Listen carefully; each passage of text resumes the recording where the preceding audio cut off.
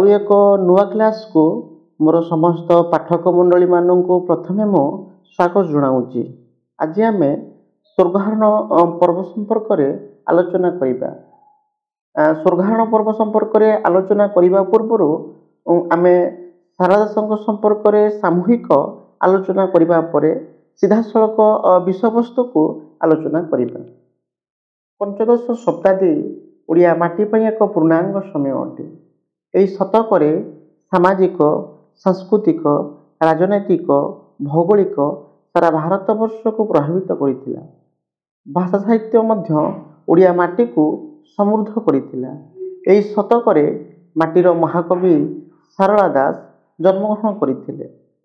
ସାରଳା ଦାସଙ୍କର ଜନ୍ମଜୀବନୀ ଆଜି ପର୍ଯ୍ୟନ୍ତ ସଠିକ ଭାବରେ ନିରୂପଣ କରାଯାଇପାରି ନାହିଁ। ଇତିହାସର ସତ୍ୟତାକୁ ଆଧାର କରିବାକୁ ଗଲେ କପିଳେନ୍ଦ୍ର ଦେବଙ୍କ ସମସାମୟିକ କବି ହେଉଛନ୍ତି ସାରଳା ଦାସ। ସାରଳା ଦାସଙ୍କ ସମୟସୀମା ମଧ୍ୟରେ ଓଡ଼ିଆ ଭାଷା ସାହିତ୍ୟର ବିକାଶ ଘଟିଥିଲା।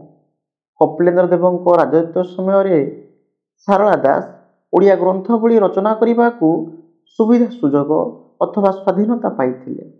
ଗୋପୀନାଥ ନନ୍ଦ ଶର୍ମା କୁହନ୍ତି, ସାରଳା ଦାସ କଟକ ଜିଲ୍ଲାର ଝଙ୍କଡ଼ ନିକଟସ୍ଥ କୌଣସି ଗୋଟିଏ ପ୍ରସିଦ୍ଧ ଗ୍ରାମରେ ଜନ୍ମଗ୍ରହଣ କରିଥିଲେ।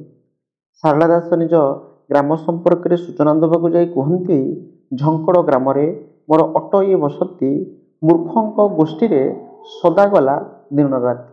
ବିଲଙ୍କା ରାମାୟଣ ପୃଷ୍ଠା 2ରେ ଏହି ପଂକ୍ତିଟିକୁ ସ୍ଥାନିତ କରାଯାଇଛି। ପିଲାମାନେ, ସାରଳା ଦାସଙ୍କ ସମୟରେ ବ୍ରାହ୍ମଣ ଓ ପଣ୍ଡିତମାନଙ୍କର ଆଧିପତ୍ୟ ବିସ୍ତାର ଦେଖିବାକୁ ମିଳୁଥିଲା। ପଣ୍ଡିତମାନେ ବେଦ ଉପନିଷେଦ ସଂସ୍କୃତରେ ରଚିତ ଗ୍ରନ୍ଥାବଳୀମାନ ପାଠ କରିବା ସହିତ ଶ୍ରବଣ ମଧ୍ୟ କରିପାରୁଥିଲେ।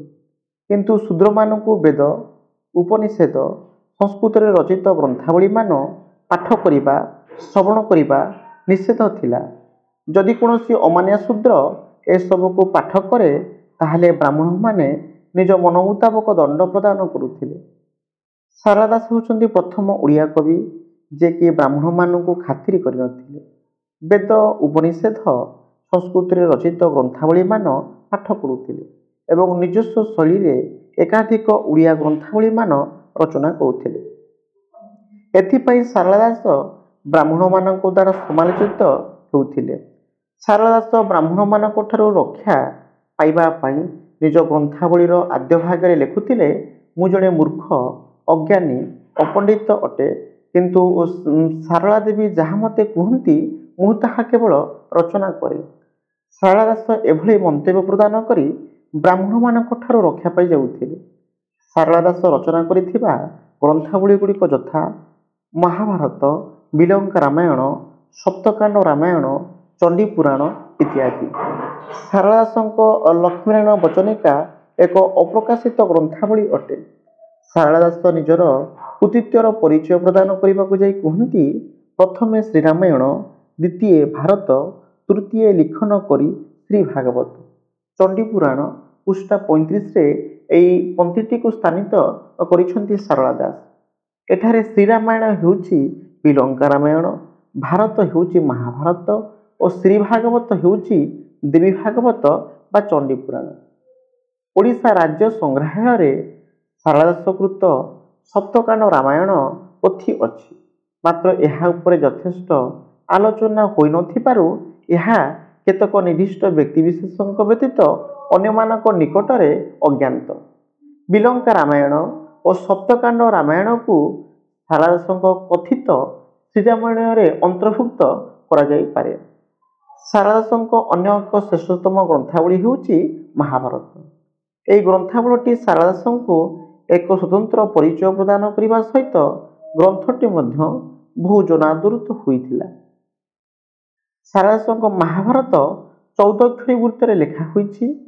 ସାରଳା ମହାଭାରତ ପରି ବିରାଟ ଗ୍ରନ୍ଥର ସଂଖ୍ୟା ପୃଥିବୀର ସାହିତ୍ୟମାନଙ୍କରେ ଖୁବ୍ କମ୍ ଦେଖାଯାଏ। ଓଡ଼ିଆ ସାହିତ୍ୟରେ ଏତେ ବଡ଼ ଗ୍ରନ୍ଥ ମଧ୍ୟ ଖୁବ୍ କମ୍ ଅଛି। ସାରଳା ଦାସ ବେଦବ୍ୟାସଙ୍କ ସଂସ୍କୃତ ମହାଭାରତକୁ ଅନୁବାଦ କରିନାହାନ୍ତି, ବରଂ ମୂଳ ସଂସ୍କୃତ ମହାଭାରତକୁ ନିଜ ସମ୍ମୁଖରେ ଆଦର୍ଶ ରୂପେ ରଖି ସ୍ୱଲେଖନୀର ଶକ୍ତି ଉପରେ ପ୍ରଗାଢ଼ ବିଶ୍ୱାସ ସ୍ଥାପନ କରି ସାରଳା ଦାସ ସ୍ୱକଳ୍ପିତ ମହାଭାରତ ଲେଖିଛନ୍ତି। ମୂଳ ମହାଭାରତର ବିଷୟକୁ ଓ ବିଷୟ ବର୍ଣ୍ଣନା କ୍ରମକୁ ପୂର୍ଣ୍ଣ ଭାବରେ ଅନୁସରଣ ନ କରି ନିଜର କଳ୍ପନା ବିଳାସର ଗଢ଼ି ଅନୁସାରେ ଗ୍ରନ୍ଥ ଲେଖିଯାଇଛନ୍ତି। ମୂଳ ମହାଭାରତରେ ବର୍ଣ୍ଣିତ ବିଶିଷ୍ଟ ଚରିତ ଓ ଘଟଣାମାନଙ୍କର ମୋଟାମୋଟି ଧାରଣା ସାରଳା ଦାସଙ୍କ ମହାଭାରତ ପାଖରେ ମିଳିପାରେ। କୌରବ ଓ ପାଣ୍ଡବମାନଙ୍କ ବିବାଦ ଓ ତାର ଶେଷ ପରିଣତି ଉଭୟ ଗ୍ରନ୍ଥରେ ସାମାନ୍ୟ ପ୍ରଭେଦ ସତ୍ତ୍ୱେ ପ୍ରାୟ ସମାନ ଭାବରେ ବର୍ଣ୍ଣିତ ହୋଇଛି କହିଲେ ଚଳେ। ସାରଳା ଦାସ ମୂଳ ମହାଭାରତର ପର୍ବ ବିଭାଗକୁ କେବଳ ସଂଖ୍ୟା ଦୃଷ୍ଟିରୁ ଅନୁକରଣ କରିଛନ୍ତି। ମୂଳ ମହାଭାରତରେ 18ଟି ପର୍ବ ଅଛି। ସାରଳା ଦାସଙ୍କ ମହାଭାରତରେ 18ଟି ପର୍ବ ମଧ୍ୟ ଅଛି, କିନ୍ତୁ ସଂସ୍କୃତ ମହାଭାରତର ପର୍ବ ନାମ ଓ ବିଷୟକ୍ରମ ସାରଳା ଦାସ ରକ୍ଷା କରି ନାହାନ୍ତି। ସାରଳା ମହାଭାରତର ପର୍ବଗୁଡ଼ିକ ଯଥା ହେଉଛି: 1 ନମ୍ବର ପର୍ବ ହେଉଛି ଆଦି ପର୍ବ, 2 ନମ୍ବର ହେଉଛି ମଧ୍ୟମ ପର୍ବ, 3 ନମ୍ବର ହେଉଛି ସଭା ପର୍ବ, 4 ନମ୍ବର ହେଉଛି ବନ ପର୍ବ, 5 ନମ୍ବର ହେଉଛି ବିରାଟ ପର୍ବ, 6 ନମ୍ବର ହେଉଛି ଉଦ୍ଯୋଗ ପର୍ବ, 7 ନମ୍ବର ହେଉଛି ଭୀଷ୍ମ ପର୍ବ, 8 ନମ୍ବର ହେଉଛି ଦ୍ରୋଣ ପର୍ବ, 9 ନମ୍ବର ହେଉଛି କର୍ଣ୍ଣ ପର୍ବ, 10 ନମ୍ବର ହେଉଛି ଶଲ୍ୟ ପର୍ବ, 11 ନମ୍ବର ହେଉଛି ଗଦା ପର୍ବ, 12 ନମ୍ବର ହେଉଛି କାଇଁସିକା ବା ଐଶିକ ପର୍ବ, 13 ନମ୍ବର ହେଉଛି ନାରୀ ପର୍ବ, 14 ନମ୍ବର ପର୍ବ ହେଉଛି ଶାନ୍ତି ପର୍ବ, 15 ନମ୍ବର ହେଉଛି ଆଶ୍ରମିକ ପର୍ବ, 16 ନମ୍ବର ହେଉଛି ଅଶ୍ୱମେଧ ପର୍ବ, 17 ନମ୍ବର ହେଉଛି ମୂଷୁଳି ପର୍ବ, 18 ନମ୍ବର ହେଉଛି ସ୍ୱର୍ଗାରୋହଣ ପର୍ବ। ସାରଳା ଦାସଙ୍କ ମହାଭାରତରେ ମୋଟ 18ଟି ପର୍ବ ରହିଛି। ସେ 18ଟି ପର୍ବ ମଧ୍ୟରୁ ଶେଷ ପର୍ବଟି ହେଉଛି ସ୍ୱର୍ଗାରୋହଣ ପର୍ବ।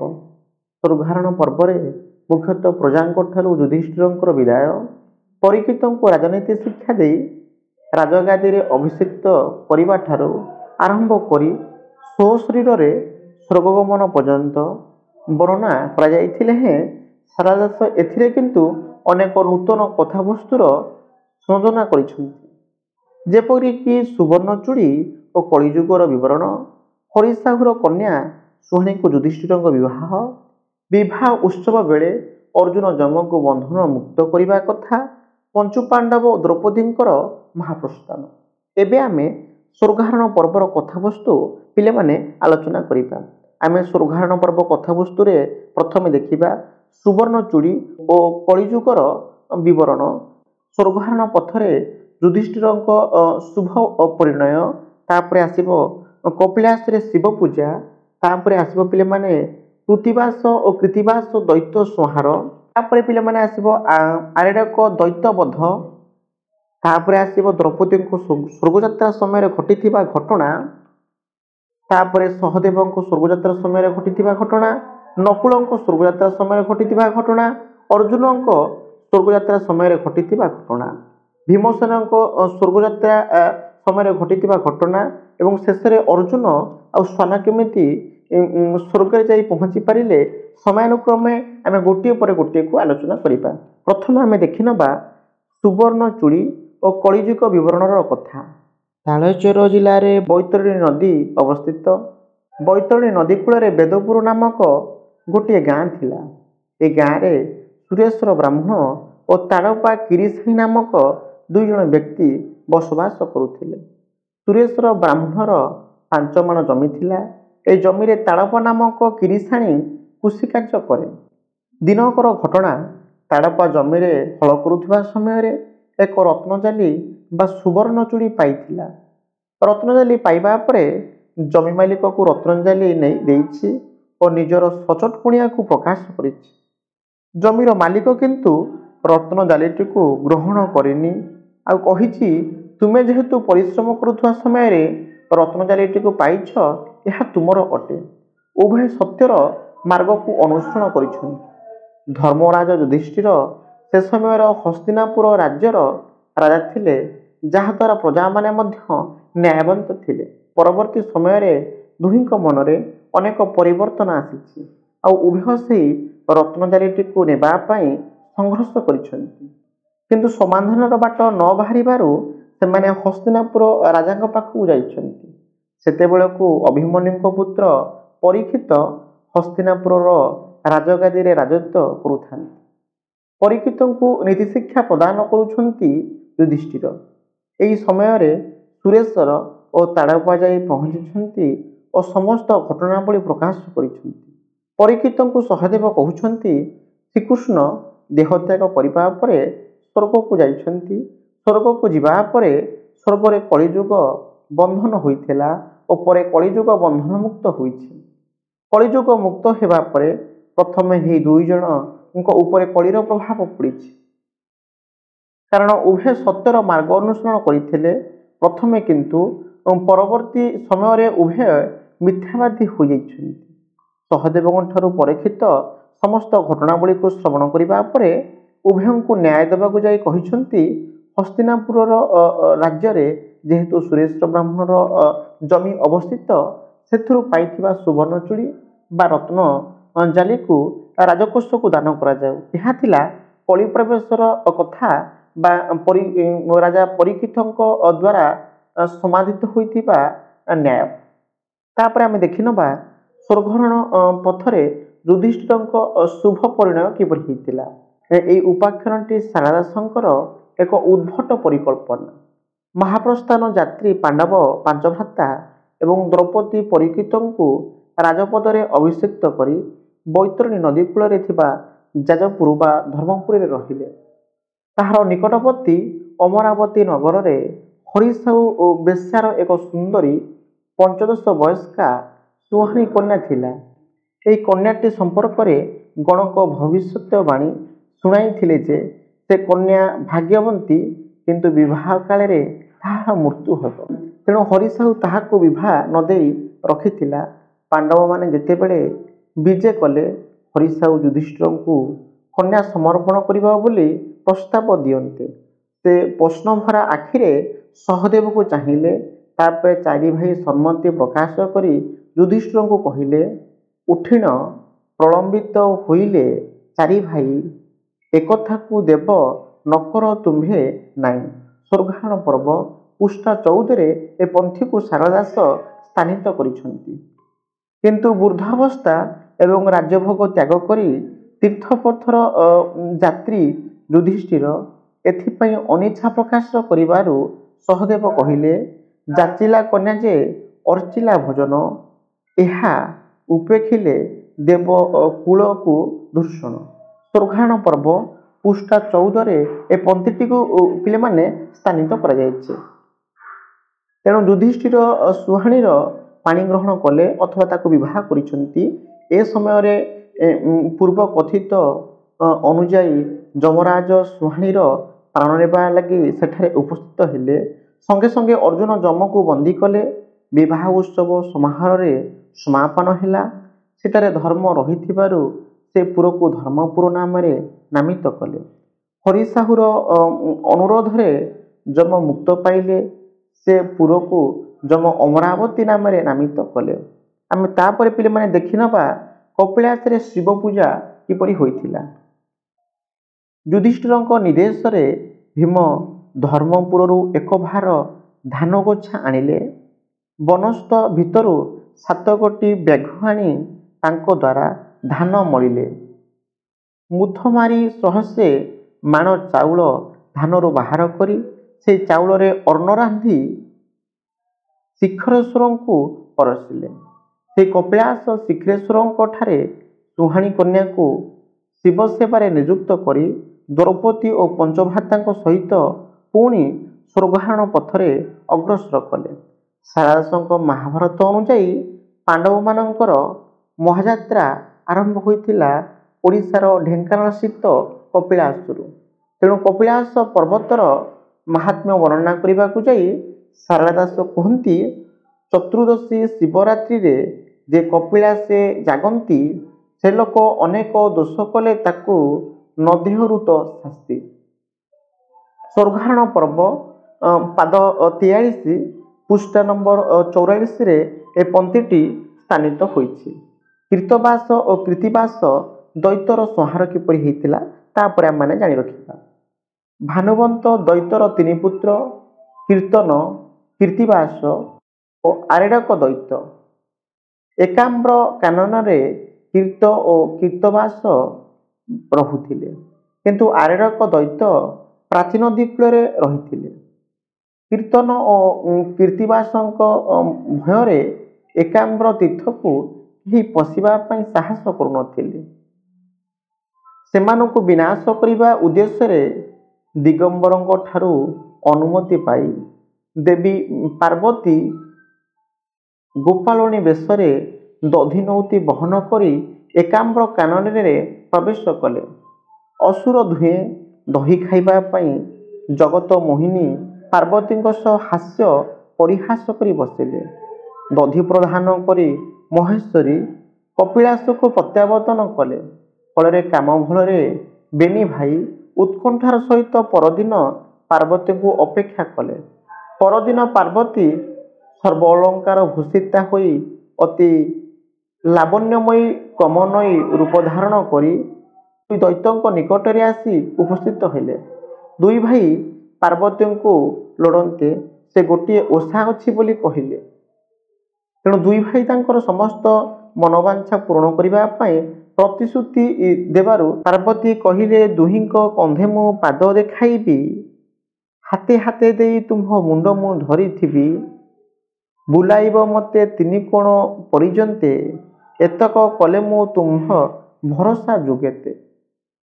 ଏ କଥାଟି ବା এই ପଂକ୍ତିଟି ସ୍ୱର୍ଗାରୋହଣ ପର୍ବ ପଦ 37ରେ ସ୍ଥାନିତ କରାଯାଇଛି। ଏହାପରେ ଦୁଇ ଭାଇ ପାର୍ବତୀଙ୍କୁ କାନ୍ଧରେ ବସାଇଲେ।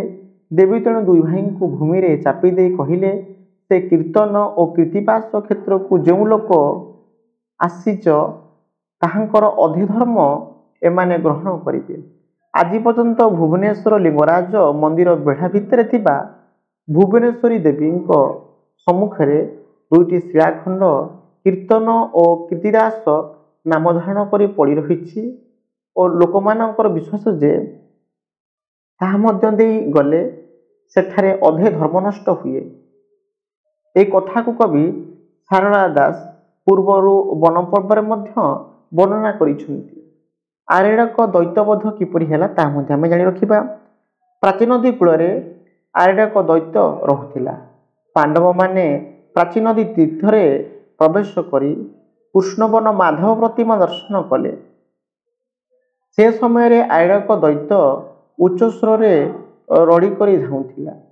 ତେଣୁ ଭୀମସେନ ସହ ଅସୁରର ଯୁଦ୍ଧ ହେଲା। ଭୀମସେନ ଦୈତ୍ୟକୁ ଧରି ବୁଲାଇ ବୁଲାଇ ପର୍ବତରେ ପିଟିଲେ ମଧ୍ୟ ତାର ମୃତ୍ୟୁ ହେଲା ନାହିଁ। ତେଣୁ ଶୂନ୍ୟବାଣୀ ହେବାରୁ ଯୁଧିଷ୍ଠିର ମାଧବ ମୂର୍ତ୍ତି ଆଣି ଭୀମସେନ ଦୈତ୍ୟକୁ ମାଡ଼ି ବସିଥିବା ବେଳେ ତାହାର ଶିରରେ ମୃତ୍ୟୁକୁ ବସାଇବାରୁ ଅସୁର ମୃତ୍ୟୁବରଣ କଲା।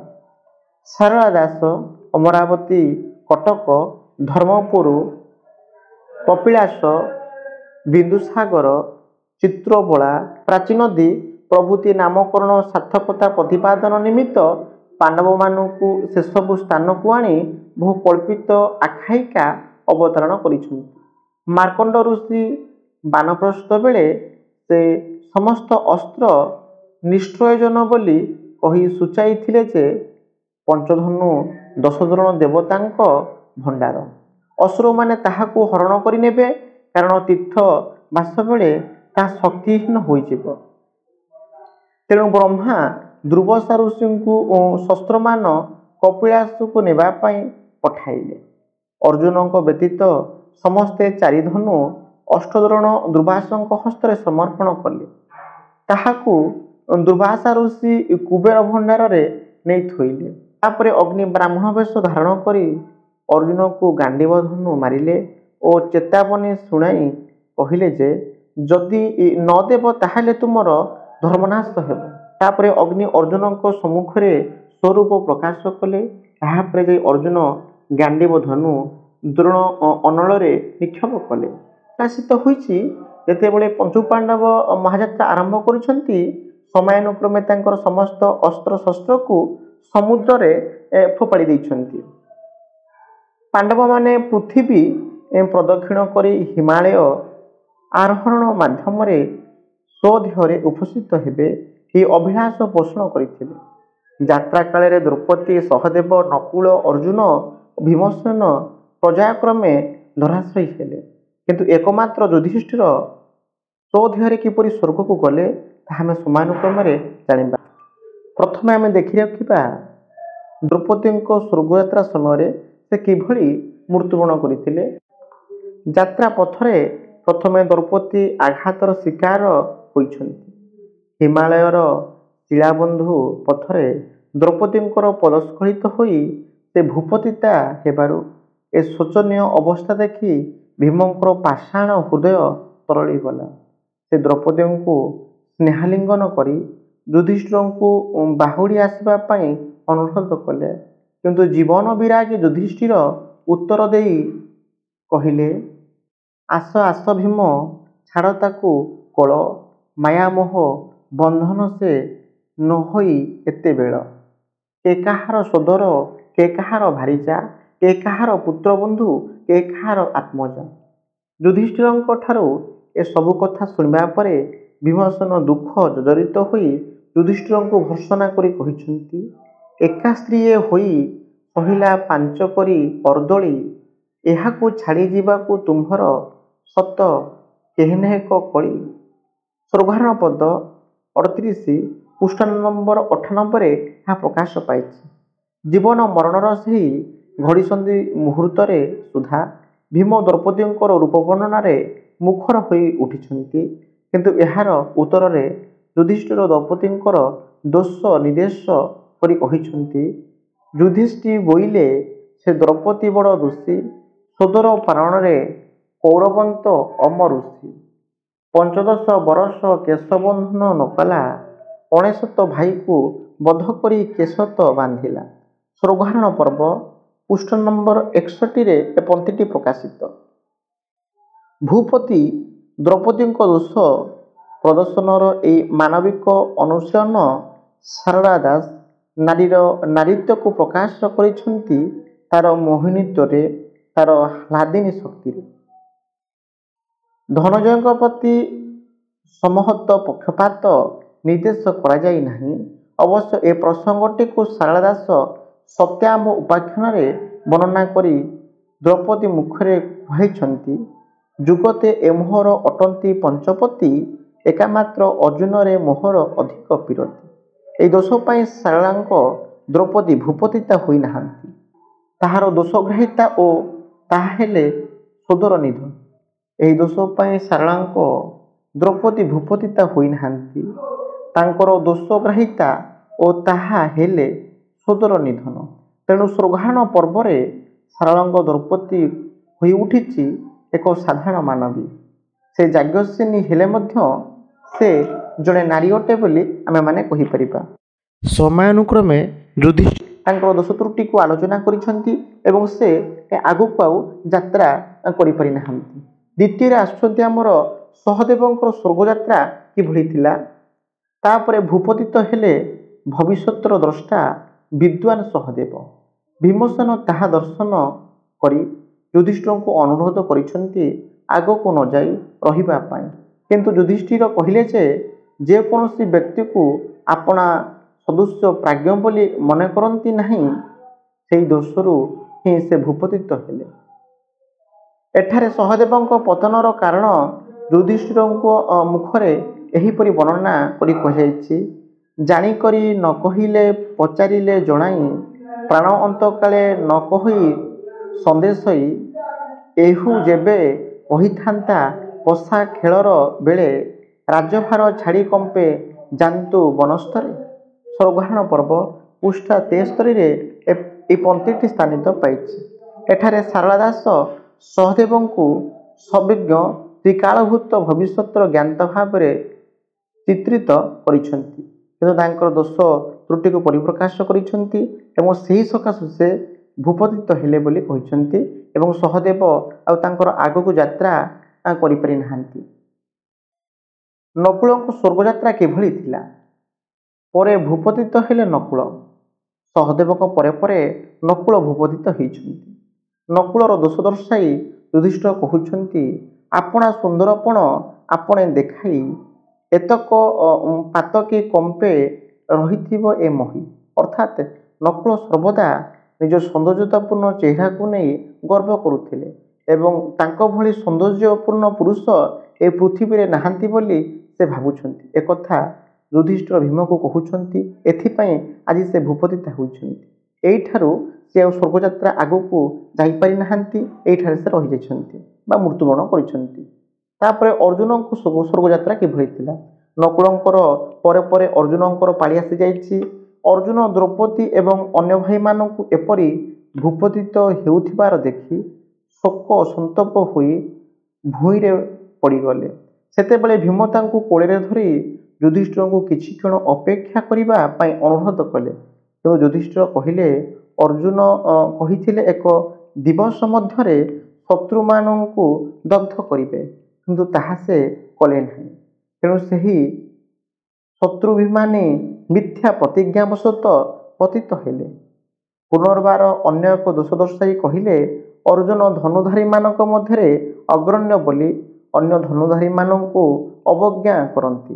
ଯୁଧିଷ୍ଠିର ଭୀମଙ୍କୁ କହୁଛନ୍ତି କବିଙ୍କ ଭାଷାରେ, ଅହ ଭୀମସେନ ଏମତ କର୍ବ ବହି ଆପଣା ଅହିନ୍ୟପଣ ଆପଣେ କହୁଥାଇ ବୋଇଲା ଏକଛତ୍ର କଲଇ ମୁଁ ମେଦିନୀ ଆପଣାର ପ୍ରତିଜ୍ଞା ବହଇ ଫାଲୁଗୁନ ଏମନ୍ତ ବୋଲିଣ ଏହୁ କରଇ ଗରିମା ସେହି ସେ ପାପିରେ ବଡ଼ ଅଟଇ ମୂର୍ତ୍ତ ଆତ୍ମା।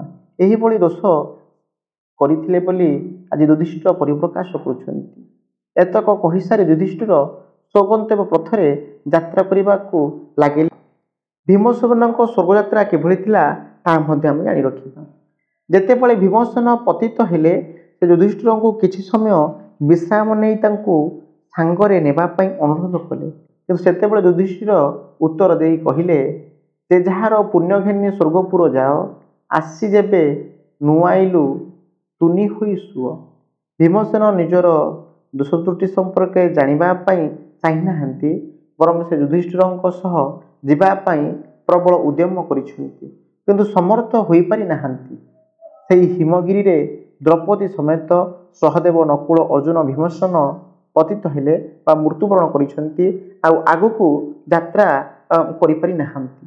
କେବଳ ଯୁଧିଷ୍ଠିର ମହାଯାତ୍ରାରେ ସ୍ୱଦେହରେ ସ୍ୱର୍ଗାରୋହଣ ପାଇଁ ସମର୍ଥ ହୋଇପାରିଥିଲେ।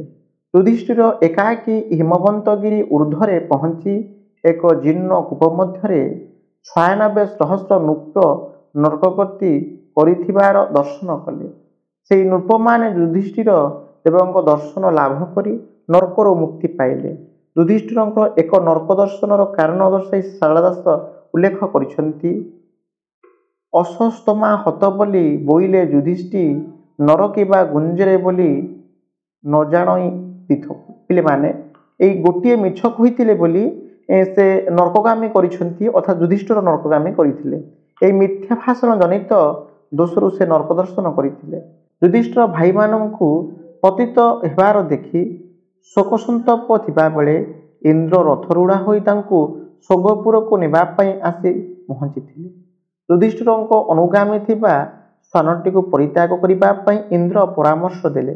କିନ୍ତୁ ଯୁଧିଷ୍ଠିର କହିଥିଲେ ଯେ ଶ୍ୱାନଟି ତାଙ୍କର ଚିରଭକ୍ତ, ତେଣୁ ଭକ୍ତ ଜନକୁ ସେ ପରିତ୍ୟାଗ କରିପାରିବେ ନାହିଁ, କାରଣ ଭକ୍ତକୁ ତ୍ୟାଗ କରିବା ବ୍ରହ୍ମହତ୍ୟା ପାତକ ସହ ସମାନ। ଇନ୍ଦ୍ର ପୁଣି ପ୍ରଶ୍ନ କଲେ, ଯଦି ଭ୍ରାତା ଓ ଦଇତା ବା ପତ୍ନୀ କୃଷ୍ଣାକୁ ପରିତ୍ୟାଗ କରି ସ୍ୱକର୍ମ ଦ୍ୱାରା ସ୍ୱର୍ଗଲାଭ ହୋଇ ପରେ କୁକୁରକୁ ପରିତ୍ୟାଗ ନ କରିପାରେ, କି କାରଣ ନିହିତ? ଏକଥା ସେ ପଚାରିଛନ୍ତି। ତାଙ୍କ ଉତ୍ତର ଦେଇ ସେ କହୁଛନ୍ତି, ଯୁଧିଷ୍ଠିର ଉତ୍ତର ଦେଇ କହିଲେ ଯେ ଭକ୍ତ ତ୍ୟାଗ ମହାପାପ। ଏହା ଥିଲା ଯୁଧିଷ୍ଠିରଙ୍କ ପାଇଁ ଯେପରି ଏକ ବିରାଟ ପରୀକ୍ଷା। ସେ ଶ୍ୱାନ ଥିଲେ ସ୍ୱୟଂ ଧର୍ମ। ପୁଣି ତହିଁରେ କୁହାଯାଇଛି ସେ ଶ୍ୱାନଟି ଯୁଧିଷ୍ଠିରଙ୍କୁ ମହାପ୍ରସ୍ଥାନ ନିମନ୍ତେ ହସ୍ତିନାପୁରରୁ ନିର୍ଗତ ହେବାବେଳେ ଅନୁଧାବନ କରିଥିଲେ। ପରବର୍ତ୍ତୀ ସମୟରେ ଉଭୟ ସ୍ୱର୍ଗକୁ ଯାତ୍ରା କରିଛନ୍ତି। ଯୁଧିଷ୍ଠିର ସ୍ୱର୍ଗରେ ପହଞ୍ଚିବା ପରେ ଦେଖିଛନ୍ତି ତାଙ୍କ ଆଗରୁ ତାଙ୍କ ଚାରି ଭାଇ ଆଉ ଦ୍ରୌପଦୀ ମଧ୍ୟ ପହଞ୍ଚି ଯାଇଛନ୍ତି। ଏ ଥିଲା ପିଲାମାନେ ସ୍ୱର୍ଗାରୋହଣ ପର୍ବର ଏକ ପୁଙ୍ଖାନୁପୁଙ୍ଖ ଆଲୋଚନା। ଯଦି ଏହି ଆଲୋଚନାଟି ଭଲ ଲାଗିବ ତାହେଲେ ମୋ ଚ୍ୟାନେଲକୁ ସବସ୍କ୍ରାଇବ୍ କରିବେ, ଲାଇକ୍ କରିବେ, ସେୟାର କରିବେ ଏବଂ ନିଜସ୍ୱ ଅଭିମତ ପ୍ରଦାନ କରିବେ। ଏବଂ ପିଲାମାନେ ଯଦି ତୁମେ ସ୍ୱର୍ଗାରୋହଣ ପର୍ବର ସମସ୍ତ ନୋଟ୍ ପାଇବାକୁ ଚାହୁଁଛ ତାହେଲେ ଆମର ଟେଲିଗ୍ରାମ ଚ୍ୟାନେଲ ଆଉ ଆମ ହ୍ୱାଟ୍ସଆପ୍ ଗ୍ରୁପରେ ଯୋଗ ଦେବା ପାଇଁ ଅନୁରୋଧ। आम टेलीग्राम चैनल व्हाट्सएप ग्रुप रे जोग देबा पई ए वीडियो रो डिस्क्रिप्शन रे लिंक दी जाइछि।